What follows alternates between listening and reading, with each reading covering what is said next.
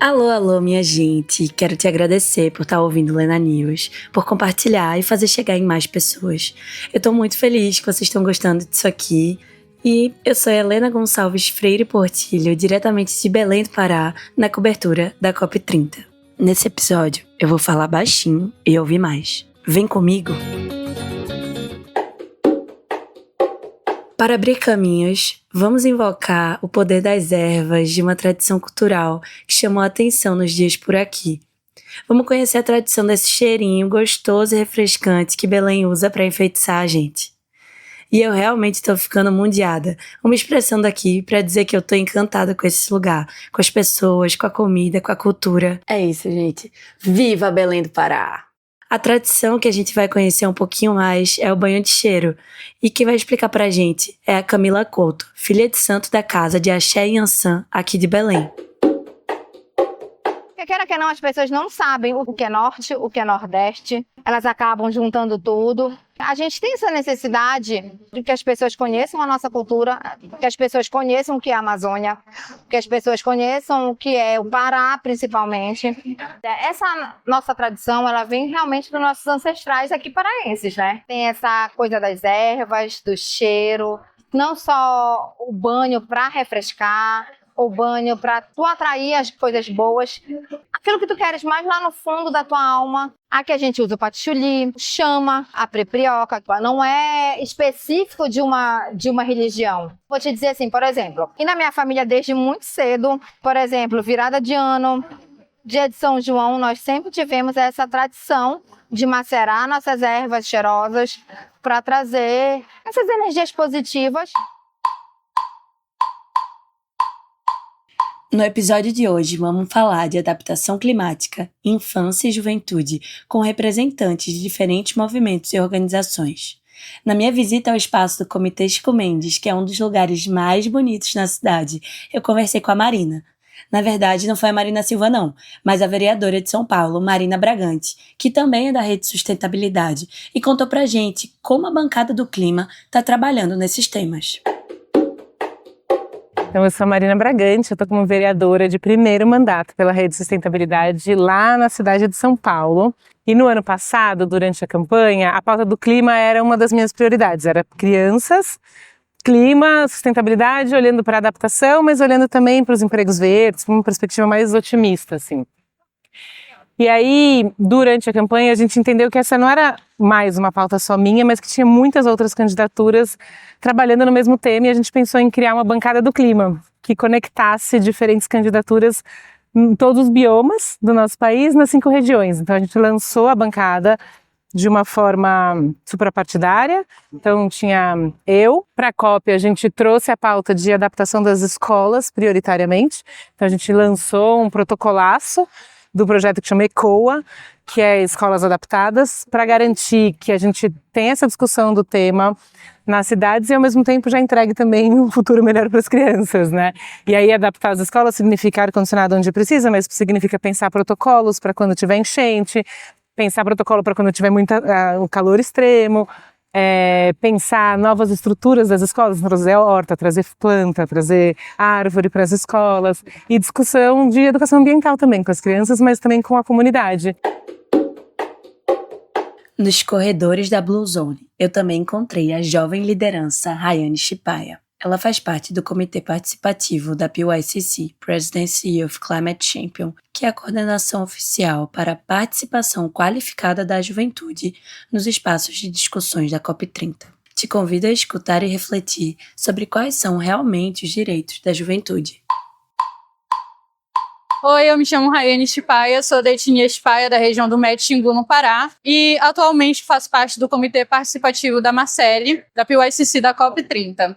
Sou internacionalista e atualmente faço mestrado em Direitos Humanos na UFPA. Então, esse direito que a gente exige, esse direito ao futuro, esse direito a ter um meio ambiente saudável, esse direito a ter vida, faz parte da demanda principal da juventude. E a gente não quer também passar a juventude toda só tendo que lutar, porque lutar cansa. Lutar é muito bonito, é importante. A gente nunca vai parar de lutar no fim das contas, não é verdade? Só que a gente também tem que descansar. não existe futuro sem o descanso também. Lutar é muito bom, é importante, é necessário, mas eu quero muito poder viver. Eu sinto uma ternura nessa ideia de não querer viver pela luta. Eu também sinto uma vontade de ver esses desafios que a gente está enfrentando sendo realmente superados, para a gente poder ter um direito ao futuro. Um outro jovem que me marcou bastante foi o João. Ele traz as demandas da juventude da Caatinga. Bora ouvir? Eu sou João Paiá, sou vice-coordenador do COGIBA, que é o Conselho de Juventude Indígena da Bahia, entidade que representa 32 povos indígenas da Bahia, juventude de 32 povos indígenas da Bahia. E viemos à COP para trazer a voz da juventude indígena da Bahia, principalmente relacionada às demandas de recuperação dos biomas, né, da Caatinga e da Mata Atlântica, que são os dois biomas em que nossa juventude está mais inserida, né? Trazendo essa perspectiva da recuperação da Caatinga pela desertificação, né? E principalmente por causa da perca, né, do sumiço das espécies de plantas tradicionais, de plantas sagradas para os nossos povos, de plantas medicinais, que antes nossos povos tinham um grande contato, uma grande diversidade nos nossos territórios, e hoje, por causa da ação de grandes empreendimentos, por causa da ação de pessoas que não têm um olhar sensível sobre o meio ambiente, está se perdendo, né? Inclusive, uma das nossas culturas espirituais mais fortes no semiárido baiano, né, nos territórios indígenas, é a cultura sagrada da Jurema, né? E é uma planta que cada dia mais a gente encontra dificuldade de encontrar em nossos territórios, justamente porque está se perdendo, né?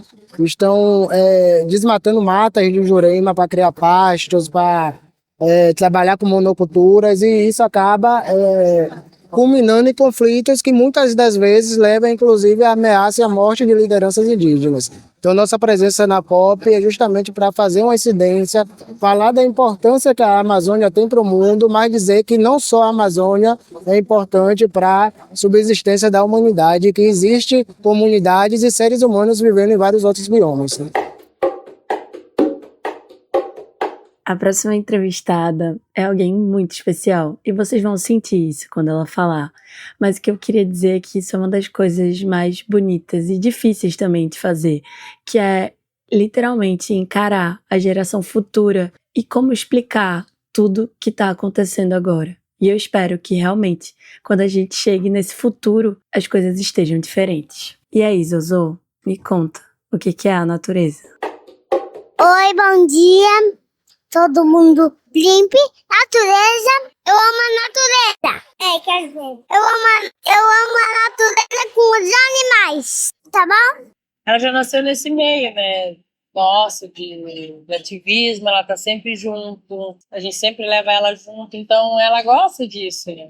Ela é mega inteligente, assim, principalmente para a idade dela. Às vezes eu até me preocupo, assim, com caramba, será que eu tô sobrecarregando minha filha? Só que não é uma coisa que né, que é claro que tem a nossa influência dos pais, do meio que ela tá, mas ela gosta disso, ela vive isso também, faz parte da nossa cultura, e eu acredito que ela tem muito orgulho de ser indígena, então quando ela crescer, ela já vai ter trilhado um belo caminho aí. Eu sonho que ela possa estar ocupando um lugar onde realmente eu não cheguei, que é de poder realmente fazer alguma coisa para mudar, sabe? Porque eu vejo assim que a minha função agora vai ser só abrir os caminhos para que ela consiga realmente fazer a mudança. Ela ser uma secretária da ONU, ela ocupar um espaço onde ela tem poder de decisão. Porque eu não tenho, eu só tenho o poder de falar, de provar, de mostrar, de divulgar, de ensinar ela. Mas realmente a gente só tá gritando socorro. Não acontece as coisas como a gente realmente quer, né? Então a minha esperança é que ela vai ter esse poder, né? Com menos de um ano, ela veio participar da Cúpula pela Amazônia, aqui em Belém, né? E depois disso a gente foi para Dubai, lá para COP. Daí, depois de Dubai, A gente foi para Nova York na 23ª sessão, né, lá na sede das Nações Unidas. E depois a gente foi para Azerbaijão, né, para a COP28, entre os outros eventos.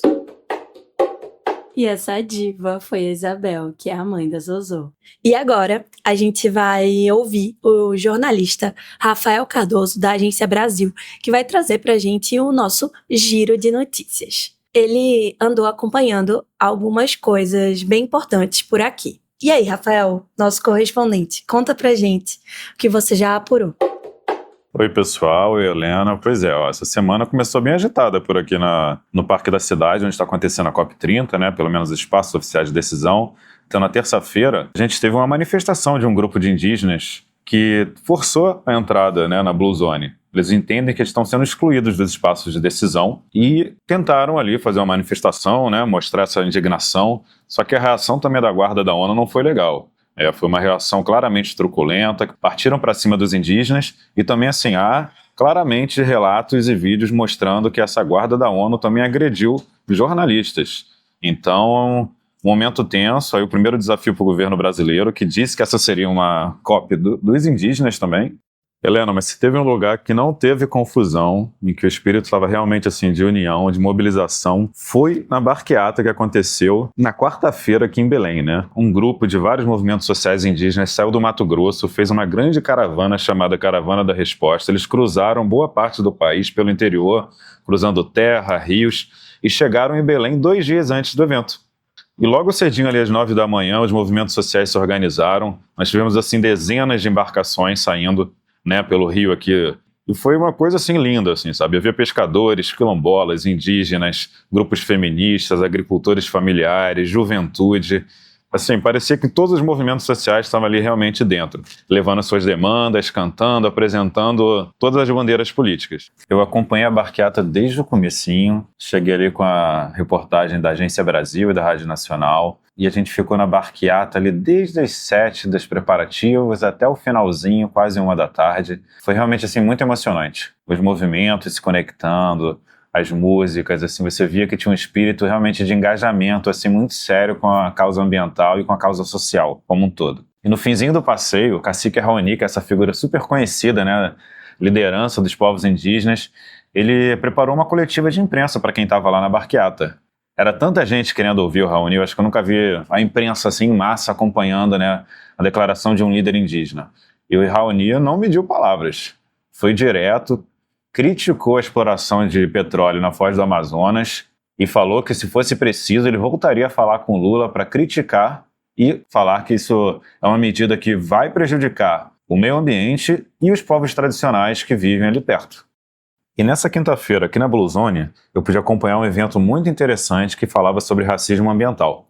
E quem estava presente lá era a ministra da Igualdade Racial, Aniele Franco, a ministra dos Povos Indígenas, Sônia Guajajara, o embaixador Maurício Lírio, que participou, foi uma liderança importante no G20, no BRICS, e a vice-presidente da Colômbia, Francia Marques, que é uma líder muito conhecida aqui na América do Sul, uma mulher negra que tem lutado muito pelos direitos dos povos afrodescendentes, e ela criticou duramente a ONU. Ela chamou a ONU de racista por entender que a população afrodescendente não tem o espaço que mereceria, o peso que mereceria nas decisões sobre o clima. E é isso aí, Helena. A gente espera que essa pauta do racismo ambiental né, ganhe maior importância e maior destaque nas decisões aí que a gente vai ver na COP30. Gente, esse foi o Giro de Notícias com o jornalista Rafael Cardoso. E aí, 2 dias depois, aconteceu a Marcha pelo Clima. Uma experiência inesquecível.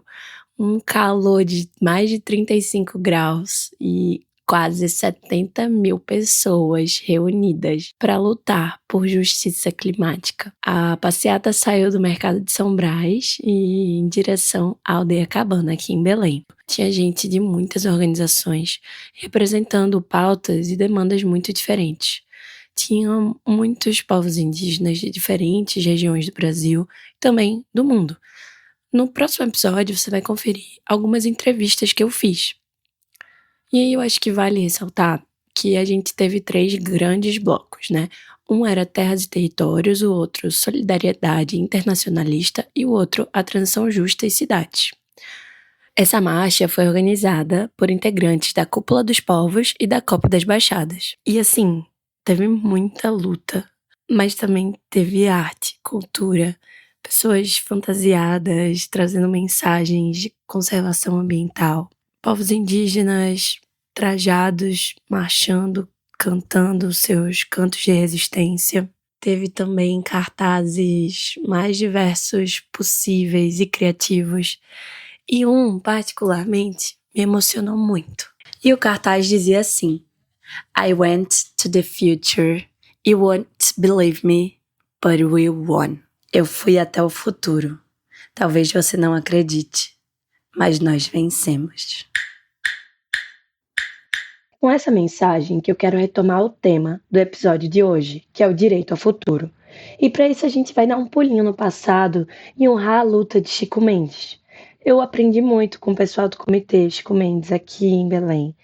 E ele foi criado em homenagem a esse líder político acreano, ambientalista, seringueiro, que defendeu a floresta amazônica e seus povos. Foi o Chico Mendes que desenvolveu diversas estratégias de barrar o desmatamento, seja com a criação das reservas extrativistas, que se tornaram um modelo de conservação ambiental, ou também pela estratégia dos empates, de mobilização de seringueiros, que defendiam as árvores de motosserras e tratores com seus corpos, formando barreiras humanas. A sua luta tem um reconhecimento internacional e ele deixou um legado de fato indiscutível para a proteção ambiental no Brasil e também para inspirar juventudes ativistas. E agora você vai ouvir a minha conversa com a comunicadora e coordenadora geral do Comitê Chico Mendes, que é a Ana Luísa de Limas, conhecida como a Luísa do Acre. 6 de setembro de 1988, 3 meses antes de ser assassinado, Chico deixou escrita uma carta que é destinada ao jovem do futuro. E ele fala sobre o fim, o aniversário ou centenário de uma revolução que pôs fim a todas as dores da nova sociedade. E aí ele fala assim: desculpem, isso foi um sonho, mas eu tenho um prazer de ter sonhado. Acho que você lá, meu Deus. E aí, é porque é muito forte assim pra gente. O Comitê Chico Mendes pega isso de testamento, né? Um amigo do Chico vê essa carta, guarda. O Chico era uma pessoa muito das cartas. Década de 80, Seringal, Acre, Amazônia, assim, eram dias caminhando dentro da floresta para encontrar com as pessoas. Então ele fazia as coisas, escrevia por carta, tinha as cartas. Um amigo guardou a carta e depois, 22 de dezembro, o Chico foi assassinado e aí, por um tempo, ele apresentou essa carta. E a gente tem até hoje o Gumercindo Rodrigues, que é o guardião da carta ao Jovem do Futuro. Quando chega 2020, que ele fala na carta em 2120 ser o primeiro centenário, 2020 a gente tem que começar essa revolução. Então, em 2020 a gente inicia o Festival Jovens do Futuro. Então, a partir de 2020 a gente faz todo 6 de setembro o Festival Jovens do Futuro, que é para celebrar. E aí a gente tem essa identidade de juventude nos Jovens do Futuro, que a gente vai falar sobre os novos empates, A gente está aqui nesse espaço Chico Mendes e Fundação Bebê na COP30 como um empate também, que eram os movimentos que o Chico e os companheiros e companheiras faziam para evitar as derrubadas nas florestas e a invasão dos fazendeiros dentro dos seringais, mas como a gente vê como empates modernos. O que a gente tem feito? Então o Festival Jovens do Futuro ele vem com uma pegada muito mais artística, cultural, sabe aquela máxima fervo também é luta. O Festival Jovens do Futuro é isso, a gente faz uma formação política, a gente faz militância, a gente faz ativismo, a gente se encontra e a gente celebra com música, com dança, com arte, com teatro e vai conversando sobre isso e se formando também enquanto juventude nesse lugar. E para terminar as entrevistas de hoje, você vai ouvir a minha conversa com a Ângela Mendes. Ela é presidenta do Comitê Chico Mendes e uma grande defensora dos povos da floresta. A carta tem nos inspirado muito, a pensar, essa geração, pensar o futuro, E um futuro que a gente espera é um futuro com as pessoas sendo mais afetivas, mais solidárias, pensando mais coletivos mesmo, coletivamente. Eu acho que isso já acontece, na verdade. Mas a gente sempre está lutando contra um sistema que é muito forte, que é muito poderoso. Está sempre procurando formas e estratégias de nos individualizar e nos colocar em disputas. Então, o futuro que eu almejo é um futuro que consiga enfrentar com força esse sistema. Derrotar é outra história. Se a gente não sucumbir diante dele, já é um futuro possível. A gente fala muito na nossa luta, na resistência, porque a gente está sempre lutando, mas a gente tem que parar para falar dos afetos e daquilo que nos fortalece na luta, né? Que é justamente esse espírito do estar junto, de saber que a união, né, ela nos fortalece também, mas que a gente está perdendo. Nesse tempo de tantas lutas, a gente vai perdendo um pouco da humanidade da gente, né? Então, o que eu quero é que no futuro a gente tenha reconquistado isso. Ou que quem não perdeu, nunca perca. E quem já perdeu, procure o caminho de volta. E agora eu me despeço, mas deixo vocês com a interpretação da carta escrita em 2070, feita pelo Rodolfo Bonifácio. É só um trechinho. Se você quiser ouvir a carta completa, confere aqui no feed do Spotify. Carta escrita no ano de 2070. Texto publicado na revista Crônicas de los Tiempos em abril de 2002. Ano de 2070. E eu acabo de completar 50 anos, mas a minha aparência é de alguém de 85. Tenho sérios problemas renais porque eu bebo pouca água. Eu creio que me resta pouco tempo. Hoje sou uma das pessoas mais idosas nessa sociedade. Eu recordo quando tinha 5 anos, tudo era muito diferente. Haviam muitas árvores nos parques, as casas tinham bonitos jardins e eu podia desfrutar de um banho de chuveiro por aproximadamente 1 hora. Agora usamos toalhas embebidas em azeite mineral para limpar a pele. Antes, todas as mulheres, absolutamente todas as mulheres, mostravam cabelos formosos. Agora nós raspamos a cabeça para mantê-la limpa, sem água. Eu lembro, meu pai lavava o carro com uma água que saía de uma mangueira. Hoje os meninos não acreditam que a gente usava a água dessa forma. Eu recordo que tinham muitos anúncios que diziam para cuidar da água, só que ninguém dava atenção. Pensávamos que a água jamais poderia terminar. Agora todos os rios, barragens, lagoas e mantos aquíferos estão irreversivelmente contaminados ou esgotados. Ela me pergunta, papai, por que a água acabou? Então eu sinto um nó na garganta. Não posso deixar de me sentir culpado porque eu pertenço à geração que acabou de destruir o meio ambiente sem prestar atenção aos avisos. Agora os nossos filhos pagam um alto preço. Sinceramente, eu creio que a vida na Terra já não será possível dentro de muito pouco tempo porque a destruição do meio ambiente chegou a um ponto irreversível. Como eu gostaria de voltar atrás e fazer com que toda a humanidade compreendesse isso. Enquanto ainda é possível fazer algo para salvar o nosso planeta Terra.